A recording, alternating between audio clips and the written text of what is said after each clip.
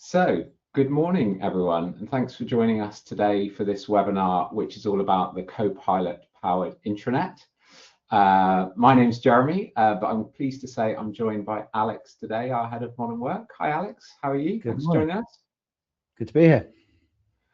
And it's just me and Alex, and no slides today. I was just thinking it's been 10 years or so I've been delivering these webinars, and I've always used some intro slides, but today we're just going solo with a live demo, so strap yourself in, everyone. It's going to be a good one, and we've got a lot to cover, so we're going to talk about how Copilot can kind of work with SharePoint to support your intranet, so both in terms of user experience for the intranet users, but also for communicators in creating content and administering the site itself. So, benefits for different audiences and lots of good stuff in there. If anyone's got any questions for us as we go through, we'd love to hear from you. So please ask your questions in the control panel on the right-hand side, and we'll answer those towards the end. I just thought I'd start by introducing Intelegy to those of you that don't know us. We're a Microsoft Cloud Solutions partner with a really broad offering, and we basically cover all things Microsoft 365. So that covers communication, collaboration, security, application development, and ongoing evolution as well. But we put a real strong emphasis on information management and governance and everything we do, and also a big focus on the user and change management. And Alex's team, the modern work team, very focused on communication, collaboration, change management, and we're going to talk to you about those things as we go through today. But without further ado, Alex, we should probably flick over to a demo. So I'm just going to make you the presenter. Bear with me a second, and then we'll get into the demo. Right, so I've just seen that pop up on the screen. So I am going to share an entire screen and share screen 2. So Jeremy, if you wouldn't mind just confirming that you can see my intranets.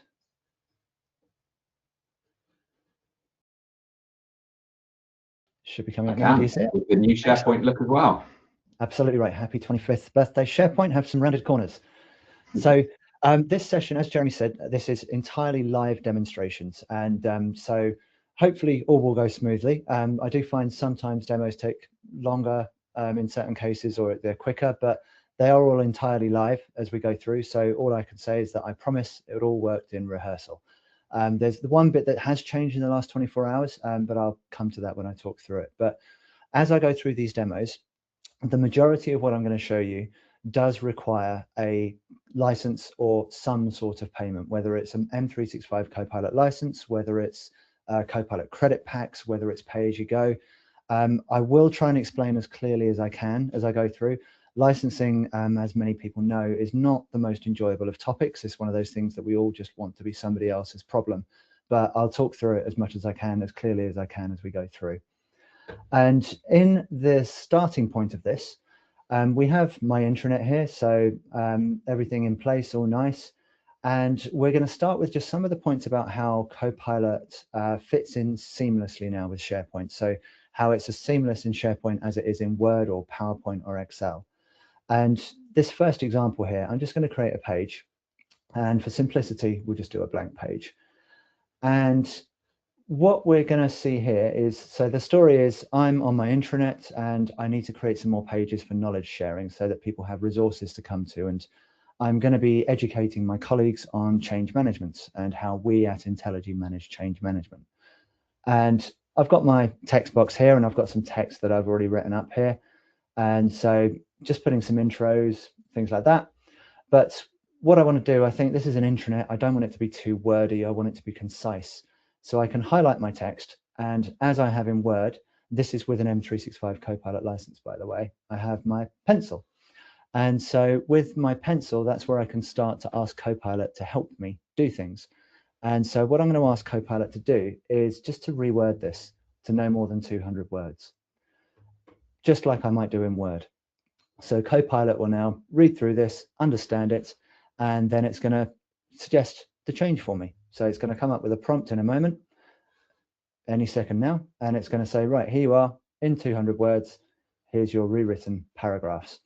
So in about 5 seconds time, it always comes up with the response first, and then a few seconds later, I can either replace my text, I can insert it below the existing text, or if I'm not happy, I can suggest a change, and it will then do that for me. For now, I'm just going to replace. So I can replace my text, and there we are. What I can also do is if I just delete that and I add in a new text box, I can actually create from scratch, and I can create from scratch not just from the language model that's out there, but I can create it based on content within my tenant. So when I have my text boxed, I can draft with AI on this button up here, and I can say, write an introduction to the principles of change management. And I've asked it to only source information from my Microsoft 365 tenant. So don't go to the web, look over all of our stuff, and then find examples and write me that introduction, which is now going to do. It will search over the content, importantly, that only I have access to. I can't go in here and create content based on files that I don't have access to, because it respects security across the board. And you can see we've got all this here. Now, I could have been more precise with my prompts and say, keep it concise, or put bullet points instead of paragraphs or tables, whatever it might be. But you'll see it's pulled out all the stuff I want it to. It's referencing add car, all these different things. So I can insert my text. There we are. So all nice and helpful. What I can also do is I can create whole sections. So beneath here, I've got add a section using AI, and create a section about why change management is important, reference the corresponding slide in the attached file. So this is where now I've got all my content in PowerPoint decks that I present to people. I want to get them in SharePoint. Transferring content from PowerPoint into anything is always painful. It does take time, so I can get Copilot to do it now. So I click the paperclip and I can start typing the name of a file. When I do that, it will search across SharePoint, and it will search across my OneDrive. And I can just reference the file, hit go. What it will now do is, if I show you the file that I've just referenced, I've got a presentation here. So this has all the information about change management, and it's got the why it's important slide. And so that's the information that I want Copilot to understand from my prompt. And that's exactly what it's doing. So it's bringing the information in, it's formatting it nicely for me. And as we may or may not see in a moment, it doesn't always get the design right first time. Sometimes it's awesome, sometimes it's meh. In this example, I'm not sure I really want black text on that dark background, so I might edit that. But the key thing is, and it's what I say in every Copilot session I deliver to customers, that Copilot's not there to do your job for you. It's not there to replace you. It's there to help you work faster and just more efficiently. So it's all about saving me time. And that's what it does very well. So you can see it's got the information in there. It's also brought in the image that was on the slide as well. And it's also embedded the deck. I might not need that, but I can delete it. So it's all good. So you can see it's really just seamlessly in there. It works very much like how I would use Copilot if I were in Word or in PowerPoint. And you can imagine, Alex, that if you didn't have that capability, you'd be copying and pasting between lots of files. You'd maybe working on two screens, and that might have taken you an hour or so to put all that information together, mightn't it? It can do. I mean, I genuinely use this kind of stuff every day. And another example of how you can use it, you don't just need to reference files, you can reference other things too. So say you've got a company town hall, and at the end of the town hall, you always post an article on SharePoint about it. You can actually say to Copilot, reference the town hall that happened this morning, look over the transcript and provide a 2-paragraph summary.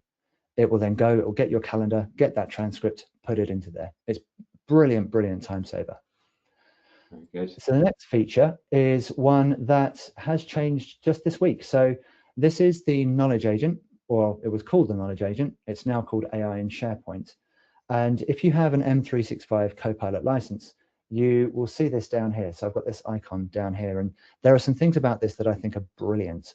And so when I click this, we get these options coming up. So I can maybe summarize this page. So if I'm on a lengthy page with lots of information, I can have Copilot just create a summary for me here and now. I can maybe create a new list in this site. But the thing I really like, and I think it's great that this is here now, is improve this site. When I say improve this site, I as a site owner can get access to some really good stuff. So first of all, retire inactive pages. It will look over my intranet site, and I can see that monthly news update has not been viewed or modified for 6 months. So this is an opportunity for me to clean up those inactive pages. So I can either snooze this for 2 weeks, I can go to the page and view it, I can retire the page, which means that it won't show up in search results anymore and Copilot or agents will ignore it, or I can just click this drop down and delete the page straight from here. So it's a great way to just quickly tidy things up. We also have content gaps. So what this means is, this is actually very clever. If people are searching for things on your site and they're not getting any results coming up, it will log it. AI will understand from your search logs that people are looking for stuff that they're not finding, and it will then suggest it here. So I can then come through here, I can review and see what people are searching for, understand that they're not finding what they need, and then do something about it, whether it's creating content about it, whether it's increasing the search scope, whatever it might be. And then we also have broken links. So links that go to files that don't exist anymore, links that go out to places that aren't there, whatever it might be.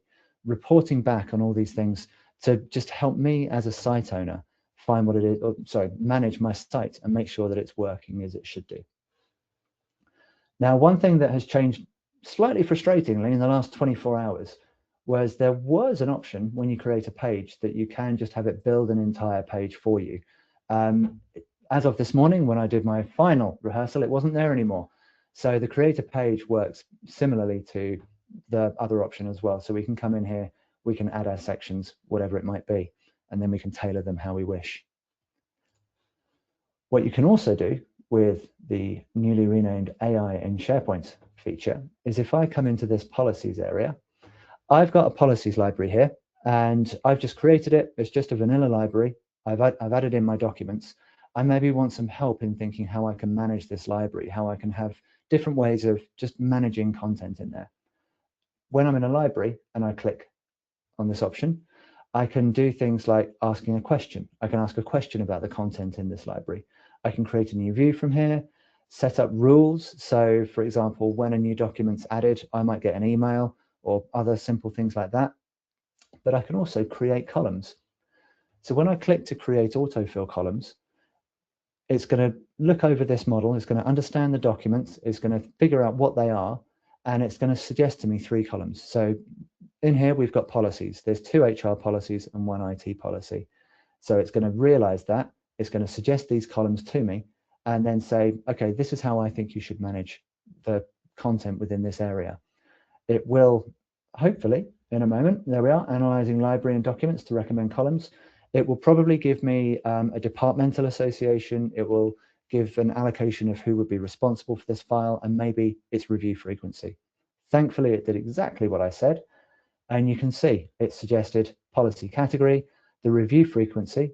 So it sees within these policies that they are to be reviewed annually. So it's added that there, and also who the owners are. So I can now apply this and then have my content managed as suggested by AI in SharePoint.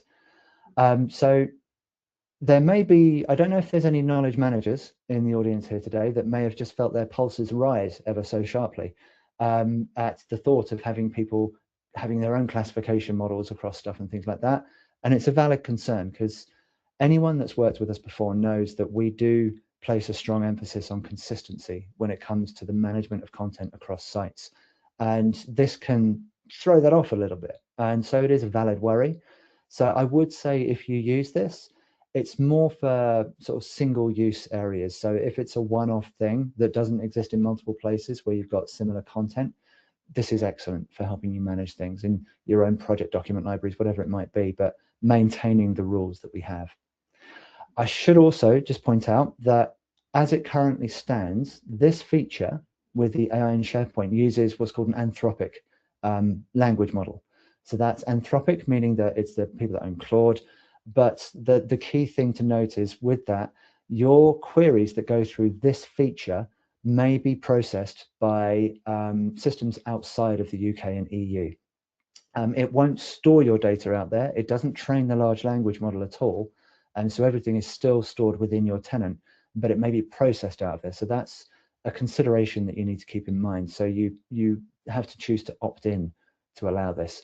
I hope that will at some point change. I'm sure it will. But for now, when this becomes general availability, it's just something to bear in mind and check up on. And you can see, Alex, that could be quite useful, couldn't it? So the tagging you've done there is stuff that often gets overlooked or forgotten, and just having those tags there will make that content much easier to find and much more useful going forward. Exactly. And the thing I think my favorite part about that is the site management part, being able to see inactive pages and content gaps and broken links. I think is fantastic. It's going to be really, really helpful. Good stuff. And I think the next part is actually what I think, in my opinion, is one of the biggest things from an end user perspective.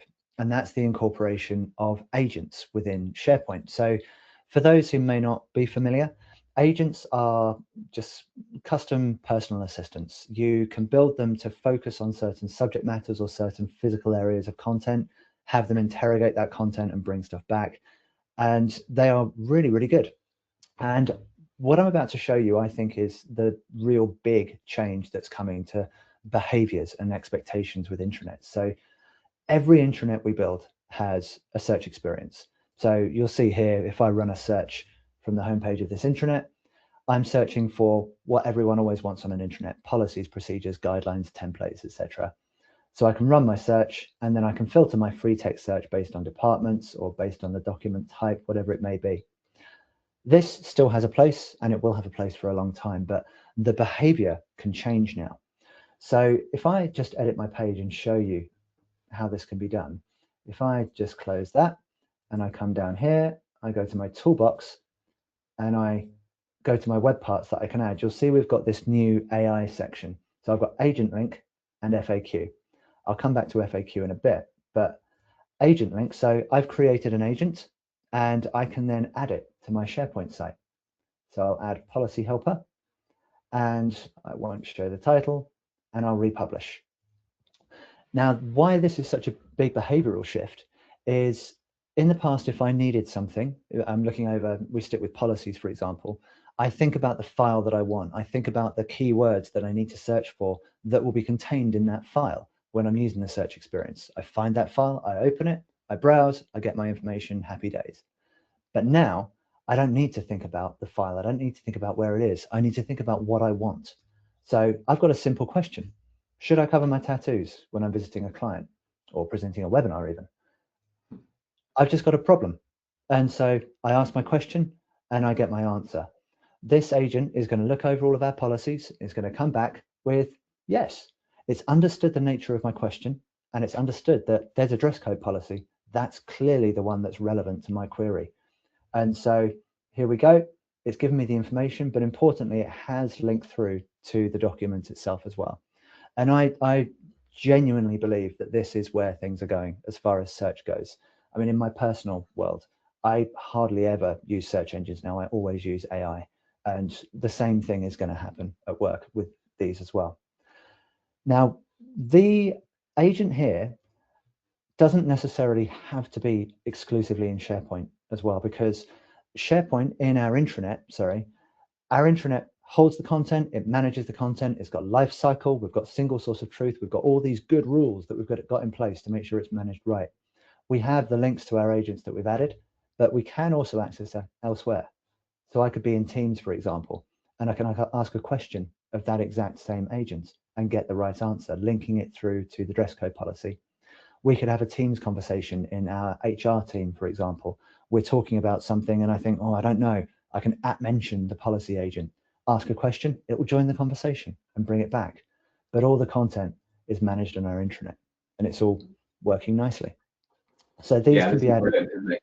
I think I've lost count of how many times over the years people have said we want to make our intranet work like Google, and I think what you're really going one step further than that now, aren't you? That you can just ask it anything. And by the way, we obviously haven't shown the creation of that agent as part of the demo today, but in previous webinars that we've done on this topic, we have covered the agent creation process. So if you're interested in that, then we can send you links to the previous recordings as well. Yep. And so, and they can be added anywhere. So we've got, for example, a mental health assistant here on our wellbeing hub, all this good stuff. So the next web part is the one I showed you a minute ago, FAQs.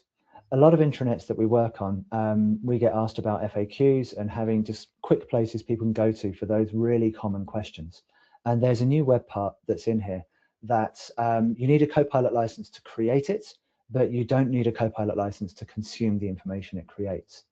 So if I come down here and I add a new web part, and I add an FAQ web part, I've got a document that contains a whole load of stuff about mental health in the workplace. And so I want to maybe capture some FAQs that might be brought from that. So I can simply come here and I can say, type, get mental health support. I can choose the purpose of this. So I just say general, and then the page layout, which I'll leave as English. When I hit start, Copilot is now going to review that document. It's going to come up with suggested categories. I can add categories if I want to. I can delete ones that I don't think are relevant. If I'm happy, I just draft the questions. I draft the questions, it will add them underneath each of those categories. Again, I can delete questions if I want to. I can add my own if I want to, whatever it is. And then I can draft answers, and it will populate that with answers. Now that takes a few minutes. So what I'm going to do is go all Blue Peter on you and come back here and show you one that I created earlier from the same document. So as I come down, you'll see I can now come in here and I can just expand and collapse this. And it's a really nice interface. And I can just get access to everything. If there's a question there that I don't have and I want, I can maybe as a user post that question here so that the author of that FAQs web part will be able to receive it, act upon it, get everything as it needs to be. And again, massive time saving, isn't it? Because I've created FAQs on web pages and intranets before, and just thinking about the questions, can take an awful long time, let alone writing them in the way that you'd like them to be. That's the thing. The big win is saving time, both for the contributor and the consumer. Yeah, But brilliant. the final thing I want to show in here, conscious of time, it flies, doesn't it? Is this isn't technically Copilot, but it is AI. We can also, we showed creating columns automatically, but what if we've got out-of-find columns and we want them to be populated automatically? So that's where we get document processing for Microsoft 365, formerly known as SharePoint Premium, formerly known as Syntex, and probably known as something else in about 6 months' time. But we're getting a lot of interest in this, and it works really well. So I've got my policies library here. It's empty at the moment, and I've created 2 columns for simplicity. Owning department, which is just a choice column. And if I edit this, you'll see my choices, but I've enabled autofill. And I've just given it a really simple instruction. Choose the appropriate department that owns this file based on its content. Use only the choices supplied in this column. I've got a multi-line free text column. This one, I've said, provide a clear, concise summary of this document in no more than 30 words. So that way, 30 words is kind of a sweet spot so that it all shows in the column, it doesn't trail off. And with those in there, with those simple instructions, if I now bring in some files, I've got 3 files. 2 are HR policies, 1 is an IT policy. All I have to do now is drag the files in, and then the columns that I've defined will be automatically populated. Now, sometimes this takes 10 seconds, sometimes it takes a minute, but what we should see is if I refresh my page, there we go, nice and easy. It has worked out based on my instruction, based on the document, the department that owns it, and it's created this summary. And we're speaking with a number of organizations at the moment about this to help better manage things like project content and all sorts of things where you want to capture metadata, but it's really difficult to get people to do it. So what this does is it takes that headache away, and it means that we now have the ability to search and refine based on this stuff. We now have the ability to have the summary come up in the search results, but also it's also adding more fuel for Copilot queries as well, to be able to get this information back and bring it to me. So it's incredibly useful, and it's growing all the time. And it's very, very powerful. And one quick thing I didn't mention, which I should mention, with these, the licensing is a bit funny with these. When you're using the agent link in SharePoint, you have to have pay-as-you-go enabled. So it's on a per-use cost model, pay-as-you-go. So you enable that. You can set thresholds and warning points if it starts costing too much. It is cheap. With the document processing I showed you a moment ago, that is charged on a per-page basis. I I think I'm correct. I meant to double check, but I think it's 0.003 pence per page. If memory serves, I might need to double check that. But for every page in a document, it's costed like that. So again, it's pay as you go. So I don't need a Copilot license to use document processing. It will charge as we go. So there's all these different intricacies that you need to make sure you're aware of to make sure it's done right. But we can obviously help with that. Yeah, absolutely. So we'll be following up after the session with the recording, but if anyone's interested in discussing any of the topics raised today a bit further, we could arrange a session with Alex for you to do that on a one-to-one basis. But we've had some questions, so I'm going to go flick through those. So we'll spend a few more minutes answering your questions, if that's okay. So the first question was about the knowledge agent, and do you have to activate that for everyone, or can you just let certain people have access to that? That's a good question. I had a similar conversation yesterday. I think I'll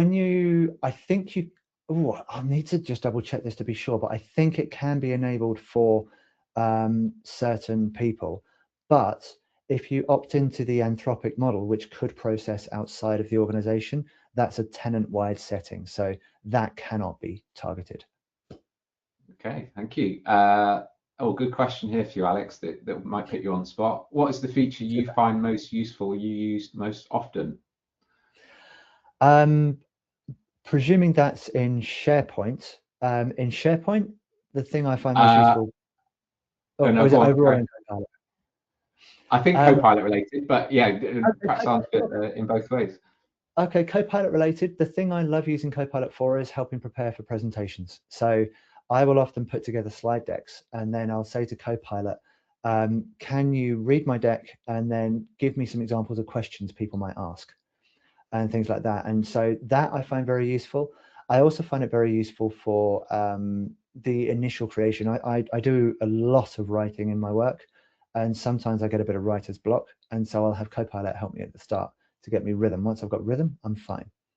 But I think that it's assisting me. It's being my personal assistant with the creation of my content and preparation I find most useful.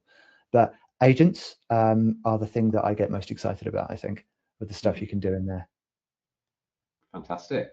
And one last question for now, I think. So you mentioned licensing a bit, but is there things that can be done with Copilot Chat only?